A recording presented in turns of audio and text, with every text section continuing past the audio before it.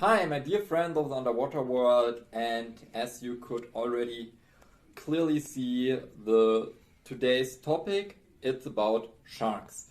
And yeah, in Hurghada there were this year two fatal shark accidents. Then there was still another incident at Elphinstone Reef where also a shark could have been involved. And since I'm next week myself in Hurghada for diving, I thought I'd just make a tutorial about sharks and how to behave correctly in their presence. As vicious and bloodthirsty as these animals are often portrayed, they are not at all. I don't want to start telling you untruths about sharks. That's a topic for itself that may come in a future tutorial. Rather, today is about how to behave properly when you are in the presence of sharks. All this is, of course, only a summary. I got the information from the book Haie, Menschen, Begegnungen, written by Dr. Erich Ritter. He had a doctorate in fish behavior and then had been a shark behaviorist at Shark Project. The most important points I have from this book, and sporadically still slightly supplemented by some hints what you learn as a diver by talking to other divers. But although this corresponds to the content of this book, and I hope you have fun with the video. Two notes at the beginning. First, please always keep in mind that sharks are living creatures and as such, each animal is its own individual. 100% accurate prediction about their behavior is therefore not possible. Secondly, my information is based on the given references because unfortunately I have not yet had the luck to see a shark by myself. But because I hope to see one on every dive, I have of course prepared myself well with the appropriate technical literature so that I could create this tutorial for you. But I hope that next week we will be lucky and see a shark, and with we, I mean of course you, because I will share this moment with all of you. So keep your fingers crossed and let's get started. I have the tutorial divided into two parts, starting with some general rules of behavior. While you have contact to a shark, I then present a kind of confrontation plan that can help you if a shark comes too close to you but no accident has happened yet. Right at the beginning, the most important rule when you see a shark is not to fidget around and panic while trying to get out of the water as fast as possible. Stay calm and don't panic. Why? By fidgeting, the shark may think you're an injured fish fighting for its life, and that is potential prey for the shark, and so you definitively don't want to be seen. You can easily avoid this by staying calm first. Second, change from your horizontal swimming position to a vertical swimming position. That means head up, feet down. This is also done because in this position you have no resemblance to an injured fish. The shark is thus made even less curious. Starting from this vertical position, always keep your eyes on the shark. Especially underwater, you should keep in mind that the shark has three special dimensions where he can move forward and backward, up and down, as well as left and right. At the surface of the water, you should always look down as well. Here, swimming glasses or a diving mask will help. Since sharks like to swim in circles around you, you should also move with the animal. But remember, no hectic movements. keep moving slowly and use your arms to rotate around your own axis. In any case, keep in mind that other sharks may be present and of course you want to keep an eye on them. This is of course a little bit difficult because you'll be following the first shark you see with your eyes, so you can't pay attention to a shark coming from behind.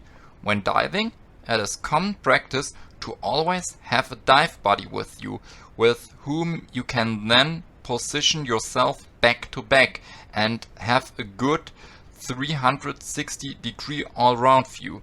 If possible, please do the same when snorkeling or swimming.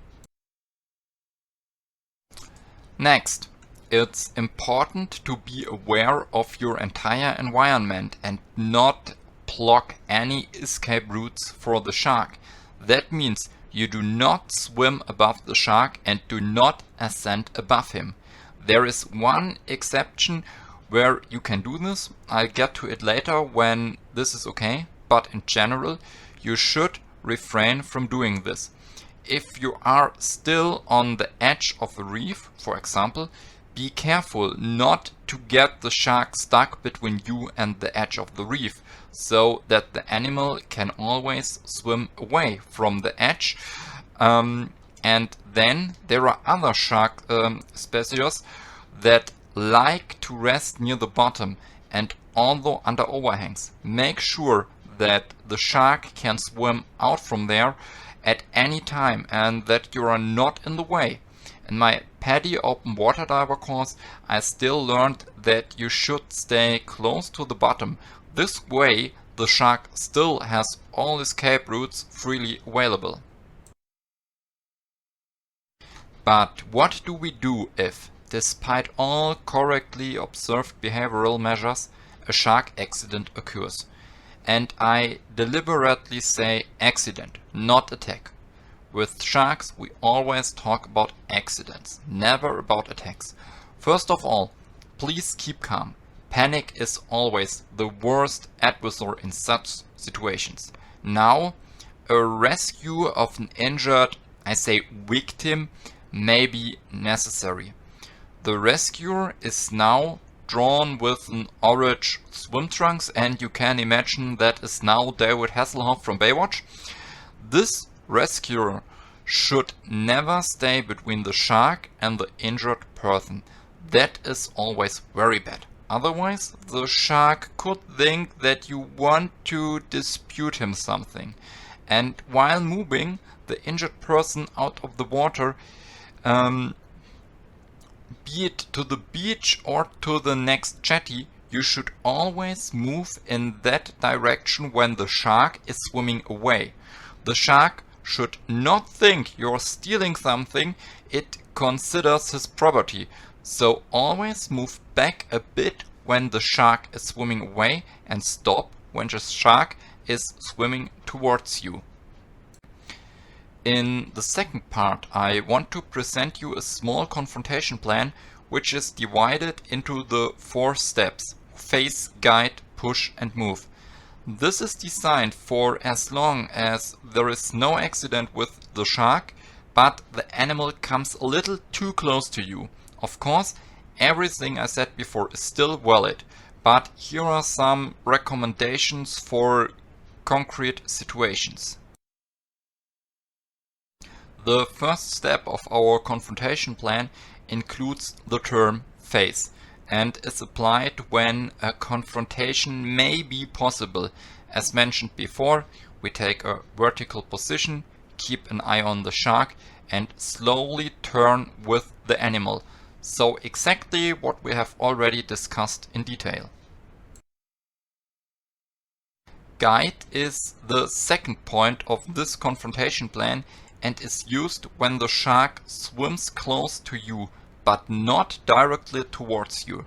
Your goal is to guide the shark past you because this is a behavior that the shark knows from dealing with conspecifics. The passing is done from a vertical position. It is very important that you do not bend your upper body forward. continue to perform slow, flowing movements without pressure. Push is the third step of the confrontation plan. It is meant for situations when the shark swims directly towards you, but it is not possible to guide. For example, if the shark is too big for that or the movement execution is impossible right now. In these cases, you push the shark away from you. It is important that you stiffen your arms when you come into contact with the animal and then immediately ascend to the surface. Make sure that you do not block the shark's escape route. That means do not ascend directly above the shark. As the very last option, there is the possibility of moving. Here you swim directly towards the shark, imitating being a predator yourself, and when the shark swims away or turns away, you follow it for a short distance. Of course, when diving, your breathing gas supply is still sufficient for this. This is also the only situation in which ascending above the shark is possible, because you want to signal to the shark you are a predator and threaten him now. He should leave you alone now. But again, the hint. This is the last way out you should go. Finally, I would like to introduce you to a concrete retreat from a situation with a shark that you can apply if you suddenly feel a discomfort. It is important that you do not move in the projected swimming direction of the shark. You should move around 90 degrees to the swimming direction of the shark and make sure that you avoid fin strokes as far as possible. They create turbulences, and these are very interesting for all kinds of predatory fish. If this is not successful either, then please ascend to the surface again using minimal fin strokes and again making sure not to block any escape routes for the shark. That would be so far some basic rules how you should behave during the presence of a shark. And especially with this video where I have tried a new format by drawing and creating each shark and each figure by myself, I would be happy about your opinions and your criticism. Did you like it or rather not? Write me either in the comments or a direct message. I really read everything and also try to answer as soon as possible. But even if you want other videos or even special topics, you can tell me that. I have already hinted a video on the subject of untruths about sharks that have nested in the minds of people thanks to various Hollywood productions. I'm just reading an interesting book and maybe I can also implement some informations in another tutorial. So if you want to see that, let me know.